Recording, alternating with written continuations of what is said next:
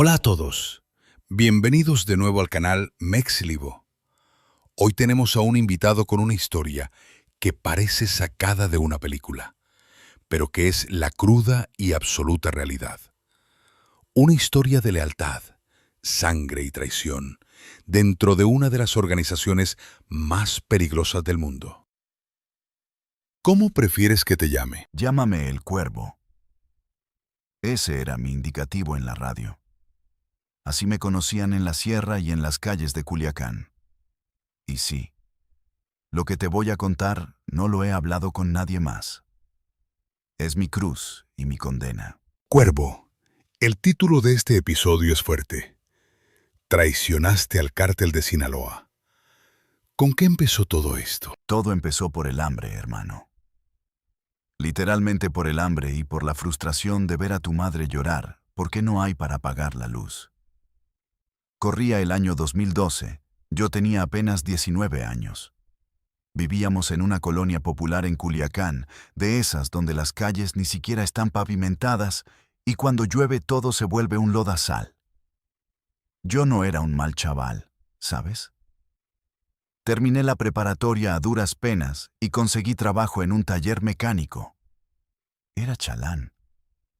Me pagaban una miseria, como 800 pesos a la semana. Con eso no haces nada. Me la pasaba lleno de grasa de sol a sol, arreglando suspensiones y cambiando frenos. Un martes por la tarde, estaba yo solo cerrando el taller porque el dueño se había ido a tomar. En eso, se cuadra una camioneta, una Cheyenne blanca, del año, polarizada hasta el frente. Se bajan dos tipos, botas tácticas, pecheras, y uno traía un radio colgado al pecho que no dejaba de sonar. Me cagué de miedo, la verdad. Pensé que venían a levantarme o a cobrar piso. El que venía manejando, un tipo gordo con una cicatriz en la ceja, me mira y me dice: «Plebe, la troca me anda sonando feo de la llanta derecha. Arréglala para ayer». Yo le dije que ya estábamos cerrando, pero el otro tipo simplemente levantó un poco la camisa y me dejó ver la cacha de una pistola con incrustaciones. No dije más. Levanté la camioneta, quité la llanta y vi que las balatas estaban destrozadas. Trabajé a la velocidad de la luz, sudando frío. Cuando terminé, bajé la camioneta. El gordo me miró, asintió, sacó un fajo de billetes que era más grueso que mi brazo y me tiró 5 billetes de a 1,000 pesos. 5,000 pesos, más de lo que ganaba en un mes.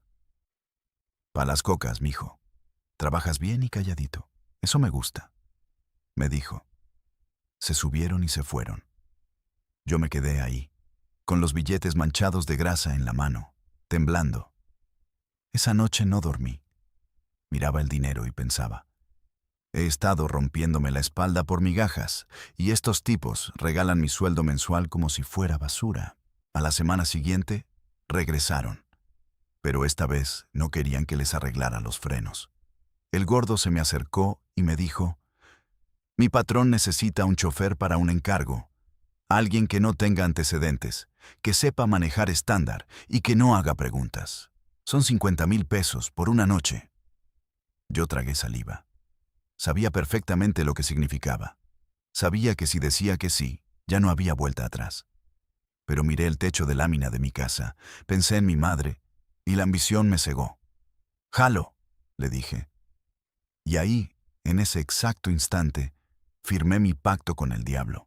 ¿Y de qué se trataba ese primer trabajo? Fue una prueba, pura y dura.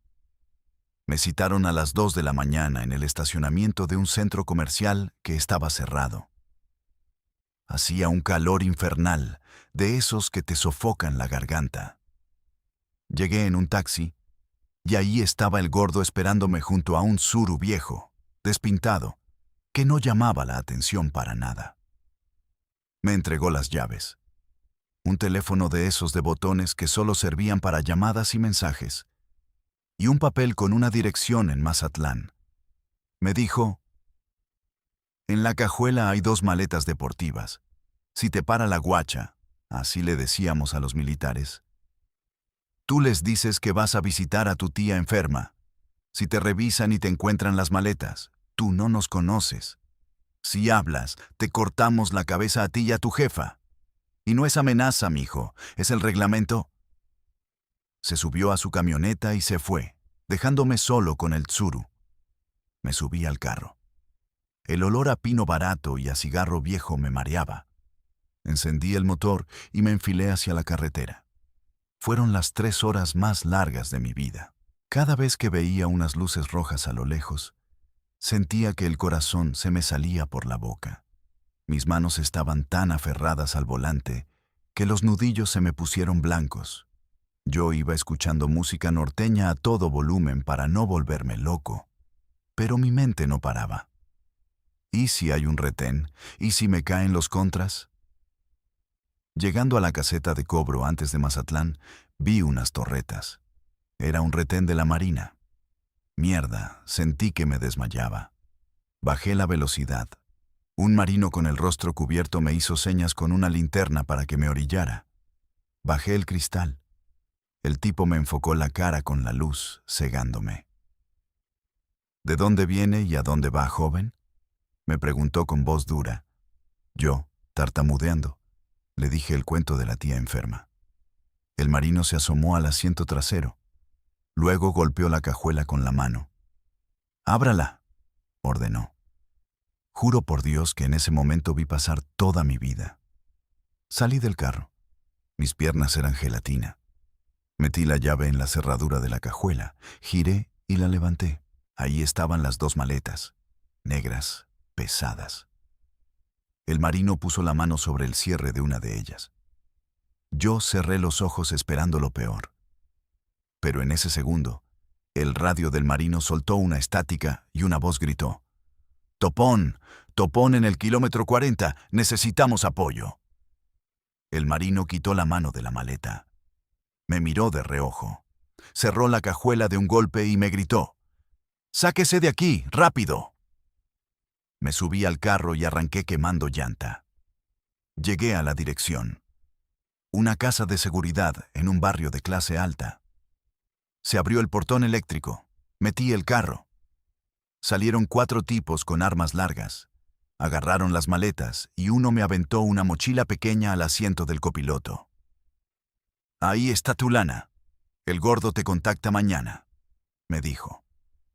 Abrí la mochila en el camino de regreso. Había 50,000 pesos en billetes de 500. Yo gritaba como loco en el carro, de la adrenalina, de la victoria. Me sentía el rey del mundo. Qué estúpido era. ¡Wow! ¿Y qué pasó después de esa noche? Pues que ya no pude parar. El dinero rápido es la peor droga que existe. Te pudre el cerebro. A los 2 días me llamó el gordo. «El patrón quiere conocerte. Le gustó que tienes huevos», me dijo. Me llevaron a un rancho a las afueras de la ciudad. Ahí había caballos que costaban más que toda mi colonia entera. Carros deportivos, mujeres hermosas y hombres armados hasta los dientes. Me pasaron a una palapa. Ahí estaba sentado un señor, ya mayor, de bigote, tomando whisky. Le decían el comandante R. Era jefe de plaza de una facción de los hijos del señor. Tú sabes de quién hablo, de los chapitos. El comandante me miró de arriba a abajo y me dijo: «Morro, tienes madera. ¿Quieres seguir siendo chalán de mecánico o quieres ser de los míos?». Yo le dije que quería trabajar para él. Me integraron a su equipo personal. Primero fui puntero. Me daban una moto y un radio. Y mi único trabajo era vigilar las entradas de la ciudad. Tenía que reportar qué patrullas entraban, cuántos elementos, el número de las unidades. Van 3 verdes por la sur, llevan torreta apagada, cosas así. Pasé 6 meses en eso, ganando 3,000 pesos diarios. Me compré ropa buena, saqué a mi madre de trabajar, renté un departamento. Pero estar de puntero es el escalón más bajo, eres carne de cañón. Si llegan los contras, al primero que levantan es al puntero. Yo quería más, y el comandante R lo notó. Un día me mandó llamar. «Estás muy verde, cuervo. te vamos a mandar a la sierra a que te hagas hombre. Y así fue. Me subieron a una avioneta Cessna clandestina de madrugada y me llevaron al Triángulo Dorado, a un campamento de adiestramiento del cártel. Hermano, lo que vivía ahí arriba me quitó lo humano que me quedaba. Fueron 3 meses de infierno. Te enseñan a desarmar un AR-15 con los ojos vendados, a disparar ráfagas controladas, tácticas de emboscada. Nos hacían marchar con mochilas llenas de piedras. Los instructores eran exmilitares de fuerzas especiales, desertores que ahora trabajaban para la maña. Te quebraban psicológicamente. Si te quedabas dormido en la guardia, te tableaban. Te desnudaban y te daban de tablazos en las nalgas hasta que sangrabas y no te podías sentar en semanas. Pero lo peor era la insensibilización. Un día, nos trajeron a 3 tipos amarrados, vendados de los ojos. Nos dijeron que eran halcones de un cártel rival que habían cruzado a nuestro territorio. El instructor nos dio cuchillos de caza. El que no los pique se muere con ellos, nos dijo con una frialdad que todavía me da pesadillas. Fue la primera vez que maté a alguien. Recuerdo que me acerqué al tipo, temblando. Él suplicaba, decía que tenía hijos. Yo cerré los ojos y hundí el cuchillo. La sangre caliente me salpicó la cara. Sentí que el alma se me salió del cuerpo y nunca regresó. Vomité hasta bilis esa noche. Pero cuando bajé de la sierra, ya no era el muchacho del taller. Era un sicario. Me dieron una pechera, un cuerno de chivo, AK-47, bañado en oro y una Dodge Ram blindada. Ahora yo era de la escolta personal del comandante R. Mierda. Qué brutal. ¿Cómo era la vida ya estando de escolta del jefe? Era una dualidad de locura total. Por un lado, vivías como un rey. Íbamos a los mejores antros de Culiacán, cerrábamos pisos enteros de restaurantes, teníamos a las mujeres que queríamos. Si nos paraba la policía municipal, en lugar de multarnos, nos saludaban firmes, porque ellos estaban en la nómina. El comandante R pagaba más de 3 millones de pesos al mes solo en sobornos a autoridades locales, estatales y algunos federales. Yo era su sombra. Me paraba detrás de él en las reuniones, siempre con el dedo en el guardamonte, escaneando el perímetro.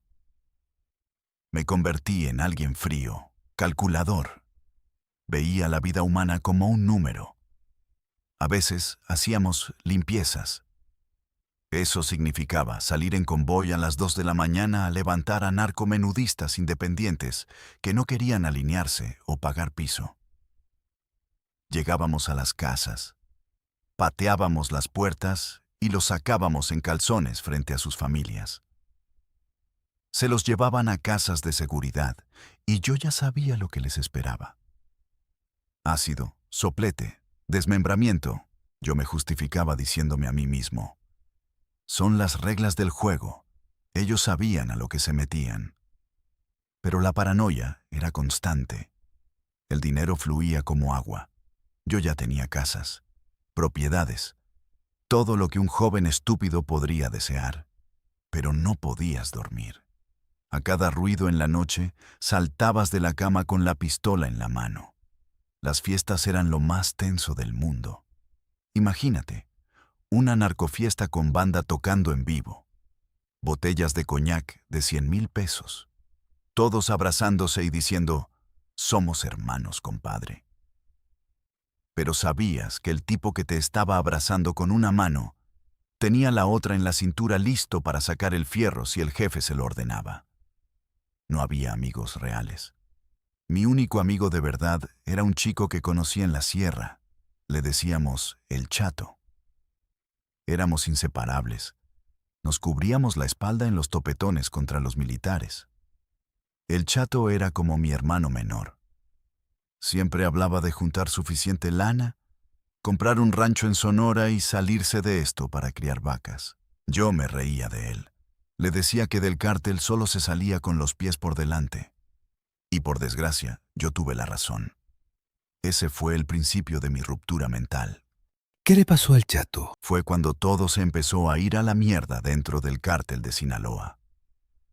Tú sabes que la organización no es vertical, es como una federación.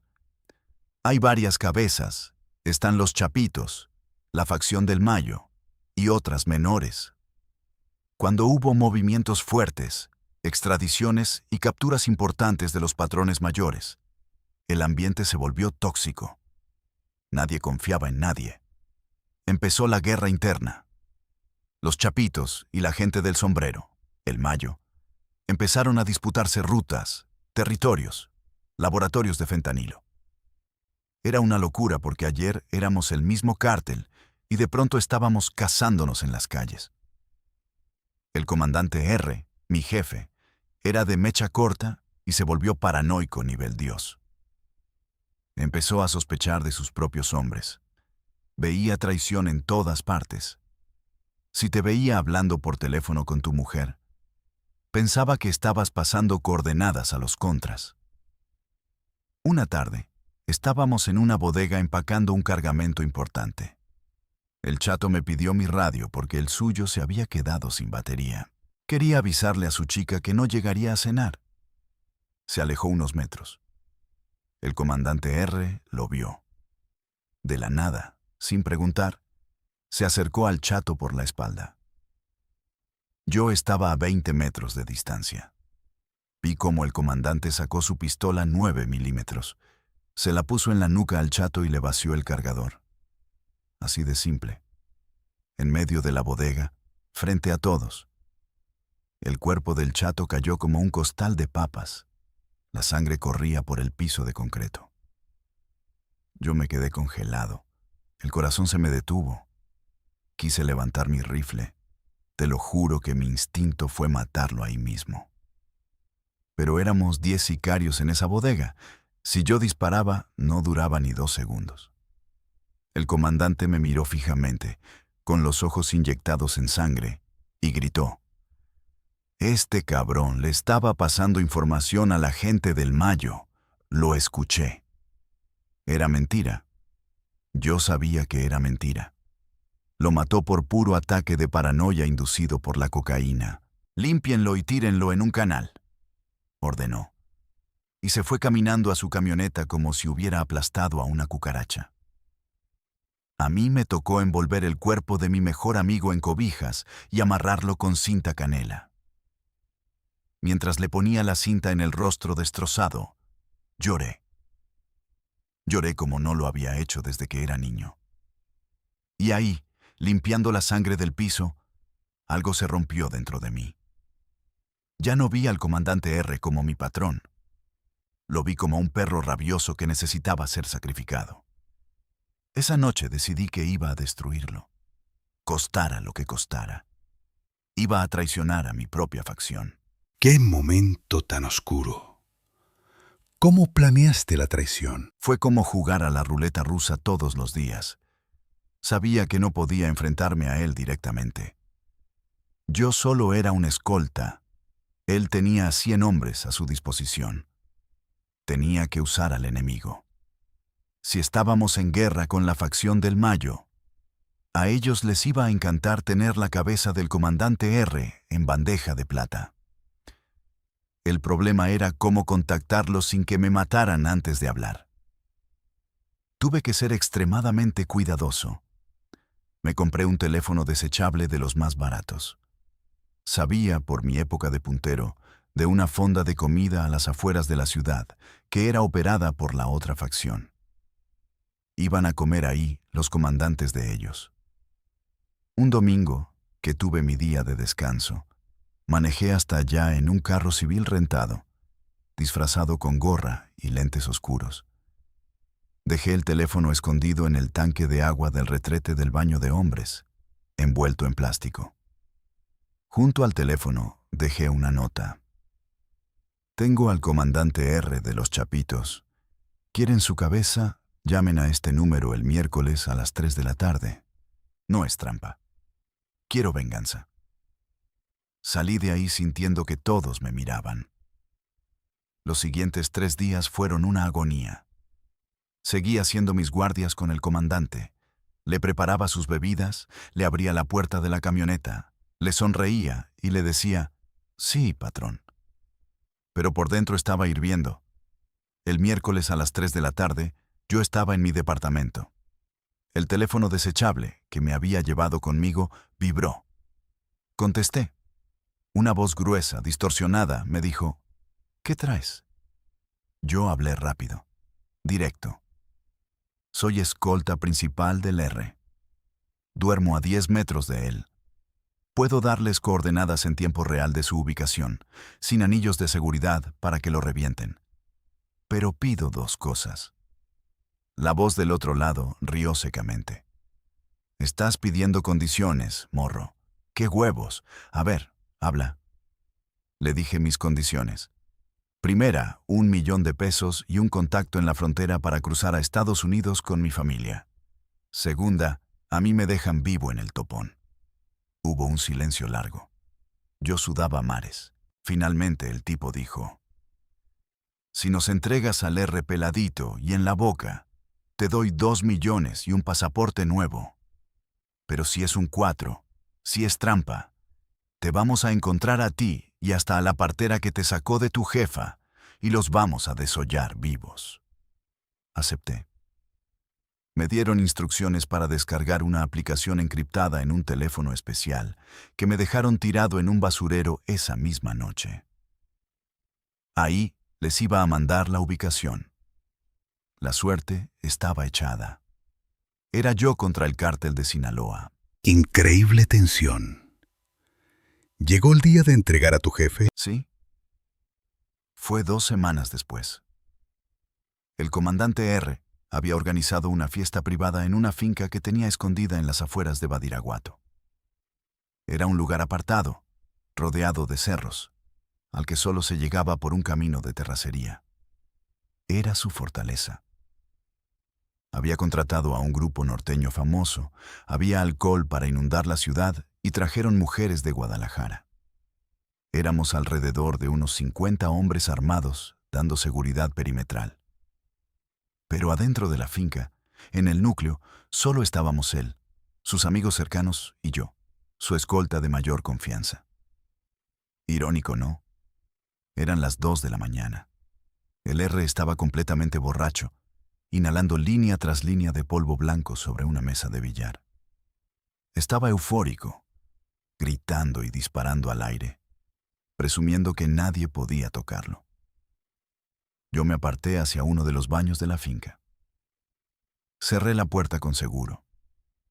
Mis manos temblaban tanto que casi se me cae el teléfono especial. Abrí la aplicación encriptada. El corazón me golpeaba las costillas como un martillo. Escribí el mensaje. Finca Los Arcos, camino sur de Badiraguato. 50 elementos afuera, borrachos. R adentro, desarmado en la mesa de billar. Ahorita es el momento. Entren por la puerta norte, yo estaré tirado en el suelo con una luz roja láser en el pecho para que no me disparen.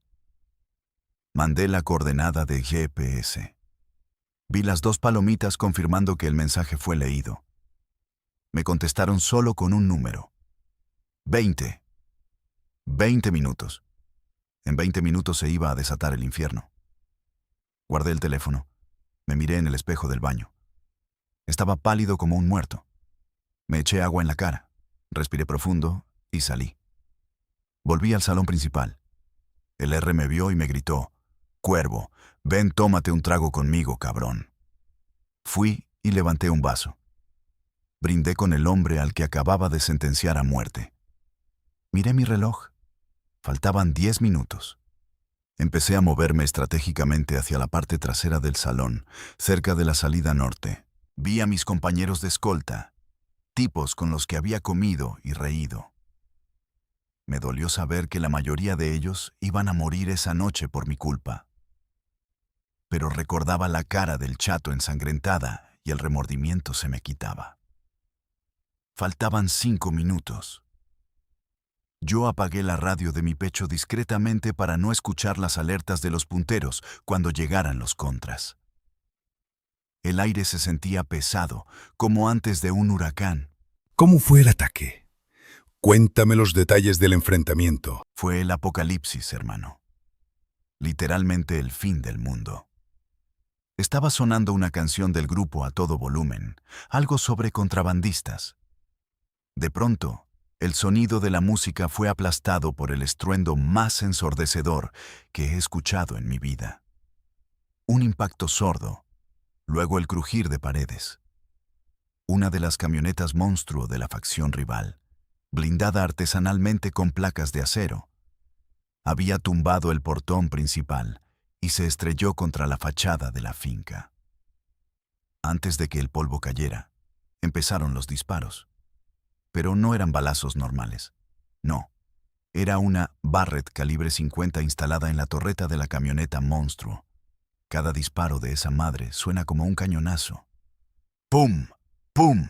¡Pum! Los proyectiles atravesaban las paredes de ladrillo de la finca como si fueran de papel maché, partiendo a los hombres por la mitad.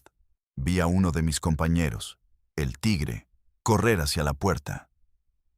Un tiro del 50 le dio en el torso y literalmente lo desintegró. Volaron pedazos de carne y sangre por todo el salón. Las luces se apagaron porque le dieron al generador. Los gritos de las mujeres eran desgarradores. El olor a pólvora, a concreto quemado y a sangre llenó el aire en segundos.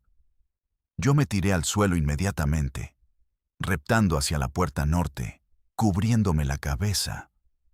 Encendí un pequeño puntero láser rojo que traía y me lo apunté al pecho, como había acordado. A través del humo vi al comandante R. El cabrón, en medio de su borrachera, agarró un rifle y empezó a disparar a ciegas gritando maldiciones. «Puros chapitos, hijos de su puta madre», gritaba. Afuera era un caos. La facción del Mayo había llegado con unas 15 camionetas. Traían miniguns y granadas. Se escuchaban las explosiones de los fragmentos, las ráfagas de los cuernos de chivo y de los AR-15. Era un zumbido constante de avispas de plomo cruzando la oscuridad. Mis compañeros intentaron repeler el ataque, pero estaban rebasados en número y en potencia de fuego. Empezaron a entrar por las ventanas y puertas los sicarios contrarios. Traían visores nocturnos, cascos balísticos y pasamontañas con el símbolo de la facción del Mayo. Entraron limpiando las habitaciones, tirando a matar a todo lo que se moviera. Disparaban ráfagas cortas. Ta, ta, ta, ta, ta, ta. Yo estaba tirado en el piso, temblando, meado en los pantalones. Te juro que me oriné del terror puro. 2 sicarios contrarios se acercaron a donde yo estaba. Me apuntaron con las linternas de sus rifles. Vieron la luz roja en mi pecho. Uno de ellos bajó el arma. Se agachó a mi lado y me gritó en el oído sobre el ruido de las balas. ¿Tú eres el pájaro? Yo asentí frenéticamente con la cabeza. Quédate pegado al piso y no levantes las manos o te quebramos, me dijo, y avanzó hacia donde estaba el R. Vi cómo acorralaron al comandante. Le dispararon a las rodillas. El tipo cayó aullando de dolor. No lo mataron ahí. Lo agarraron de los pelos y lo arrastraron hacia afuera. Se lo iban a llevar vivo para torturarlo y sacarle información. El enfrentamiento duró unos 40 minutos en total. Pero a mí se me hicieron 400 vidas. Cuando finalmente dejaron de disparar, el silencio que siguió fue peor que el ruido. Solo se escuchaban los quejidos de los moribundos, el crepitar del fuego donde se incendiaron unas camionetas y el goteo de la sangre. Había más de 30 cadáveres destrozados en el suelo. El sicario que me reconoció me agarró del chaleco y me levantó de un tirón. «Córrele por atrás, güey, métete al monte. Mañana te llega el mensaje. Si dices algo de esto, sigues tú». Y me empujó hacia la oscuridad del cerro. ¿Qué hiciste en ese momento para sobrevivir? Corrí, hermano. Corrí como un animal acorralado. Me arranqué la pechera porque pesaba mucho. Tiré mi rifle al suelo Solo me quedé con una pistola 9 milímetros fajada en la cintura y mi radio. Empecé a subir el cerro en plena noche, tropezando con piedras, espinándome con los cactus. A mis espaldas, la finca ardía en llamas, iluminando la noche como una antorcha gigante. Escuché los motores de las camionetas de los del Mayo retirándose, llevándose a mi jefe. Sabía que cuando el resto de los chapitos llegaran y vieran la masacre, empezarían a contar los cuerpos. Al ver que faltaba yo, o pensarían que me levantaron también, o sabrían que fui yo quien los vendió. Y en este negocio, siempre asumen la traición. Caminé, o más bien arrastré los pies, durante 8 horas seguidas por la sierra. No tenía agua. Me bebí el rocío de las hojas de los matorrales. Hacía un frío calador de madrugada. Y luego salió el sol y el calor del desierto empezó a cocinarme el cerebro. Cada sonido, cada pájaro que volaba, me hacía tirarme al suelo pensando que eran drones del cártel buscándome con cámaras térmicas. Caminé hasta que llegué a una carretera federal. Ahí estaba yo, lleno de rasguños, cubierto de polvo y de la sangre de mis compañeros que me había salpicado, pidiendo aventón. Un trailero se apiadó de mí. Me subí al camión, le di los 1,000 pesos que traía en la cartera y le dije que me dejara en el límite de Sonora. En el trayecto, saqué mi teléfono, el normal, y le marqué a mi mujer. Agarra a los niños, mételos al carro con la ropa que traigan puesta. No empaques nada, no le avises a nadie. Tira los teléfonos y vete directo a la central de autobuses en Culiacán. Compra boletos para Tijuana, te veo allá. Si no haces esto ahorita, nos van a matar a todos. Ella empezó a llorar y a preguntar, pero le grité y colgué. Tiré el chip del teléfono por la ventana del tráiler. Cuando llegué a la frontera, estaba paranoico. Me escondí en un motelucho de paso. Al día siguiente, revisé el teléfono encriptado por última vez. Había un mensaje con las coordenadas de un casillero en una estación de autobuses y un código. Tu lana y tus papeles. Desaparece. Fui, abrí el casillero, y efectivamente había una mochila deportiva con pacas de dólares, no de pesos, de dólares. Y pasaportes con nombres falsos, pero con nuestras fotos. Nunca supe cómo consiguieron las fotos de mi familia tan rápido. El nivel de inteligencia de estos tipos es de terror. Agarramos a un coyote de altísimo nivel, le pagamos $50,000 y nos cruzó a Estados Unidos en compartimentos secretos de un tráiler refrigerado. Cuando por fin pisé suelo americano, me arrodillé y lloré. Pero no eran lágrimas de alegría, eran lágrimas de terror puro, de saber la magnitud de la ola de sangre que había dejado atrás. ¿Cuáles fueron las consecuencias de lo que hiciste para el cartel? Rompí el equilibrio de toda una plaza.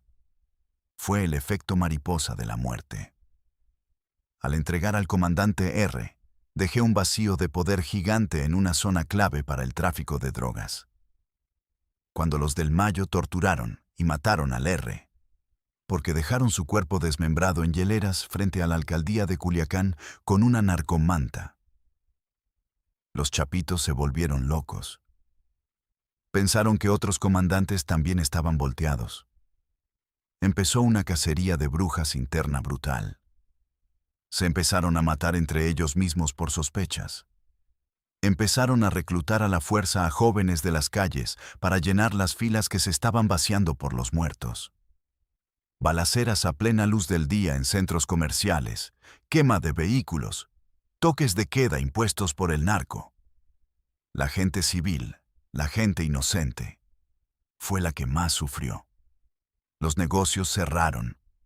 Se volvió una zona de guerra. Yo veía las noticias desde mi escondite y cada vez que pasaban un muerto, sentía que su sangre estaba en mis manos. Porque si yo no hubiera mandado esa ubicación, tal vez las cosas habrían estallado después. Pero yo fui el que encendió la mecha de la bomba. Mi traición no fue un acto de justicia para el Chato. Fue un acto de egoísmo y de venganza pura. Me di cuenta de que al intentar castigar al monstruo, me convertí en una pieza fundamental de la maquinaria de los monstruos. Y el cártel de Sinaloa, a pesar de sus fracturas, es una hidra. Corté una cabeza y salieron 3 más violentas, más sanguinarias, más jóvenes y con menos códigos. Los viejos capos tenían ciertas reglas. No se metían con las familias. Los de ahora, los alucines que subieron al poder por el vacío que yo dejé, no respetan nada. Matan niños, mujeres, abuelos, con tal de mandar un mensaje. Esa es la verdadera consecuencia de mi acción. Contribuí a pudrir aún más a mi estado, a mi tierra. ¿Valió la pena al final? ¿Cómo vives hoy? Esa es la pregunta que me hace despertar gritando a las 3 de la mañana. No, hermano, no valió la pena. Tengo dinero escondido, sí. Estoy en otro país, con mi familia viva, sí. Pero no vivo, sobrevivo. Soy un fantasma que camina. Mírame, estoy sentado frente a ti contando esto con la voz distorsionada y la cara tapada, porque sé que los brazos del cártel de Sinaloa son largos y llegan a cualquier parte del mundo. Si se enteran que estoy en esta ciudad de Estados Unidos, mañana aparezco colgado de un puente. Duermo con una Glock 19 bajo la almohada y un rifle AR-15 cargado junto a la cama. Tengo cámaras en toda mi casa. No tengo amigos. No voy a reuniones. A mi esposa la veo marchitarse porque no podemos tener una vida normal. Cada vez que salimos al supermercado, estoy escaneando los carros en el estacionamiento, buscando placas sospechosas, mirando si alguien me sigue. Sufro de un estrés postraumático tan severo que cualquier ruido fuerte, la caída de una olla en la cocina, me hace tirarme al suelo buscando cobertura. Mi mente sigue atrapada en la finca de Badiraguato, escuchando el rugir de la ametralladora 50 y los gritos de El Tigre. Me traicioné a mí mismo. Traicioné mis raíces. Entré por hambre, pensando que iba a ser más hombre por tener dinero y una pistola. ¿Qué mentira tan grande te vende la narcocultura? Te venden los corridos, las mujeres, los carros de lujo. Pero no te dicen que vas a terminar durmiendo con un ojo abierto, temblando de miedo, traicionando a tus amigos y huyendo como una rata en la oscuridad. A los jóvenes que ven este canal y que admiran esa vida, que escuchan corridos tumbados y quieren ser sicarios, véanme bien. No hay final feliz. En el cártel solo hay 3 salidas seguras: la cárcel, el hospital o el cementerio. Y si tienes suerte, como yo, la 4ª salida es convertirte en un prisionero de tu propia mente, un paria que no tiene patria ni paz. Perdí mi alma en la sierra el día que maté a ese primer hombre, y perdí la poca humanidad que me quedaba el día que vendí a mi jefe. Soy un hombre muerto respirando. ¡Wow! Cuervo, es una de las historias más crudas y reales que hemos escuchado. El peso con el que cargas es inimaginable. Gracias por atreverte a contar la verdad sin filtros aquí. Ojalá que esto sirva de algo. Que le quite la venda de los ojos a uno solo, con eso me doy por bien servido. La guerra interna no perdona a nadie. Gracias por el espacio y cuídense mucho, porque el diablo nunca duerme y siempre viste de traje o de pechera. Así terminamos este brutal episodio de Mexlivo. Una mirada directa a las entrañas del cártel de Sinaloa y las consecuencias de la guerra interna. Si esta historia te impactó, suscríbete al canal, dale like y comparte. Déjanos tus comentarios abajo. Nos vemos en la próxima entrega de Mexlivo. Manténganse a salvo.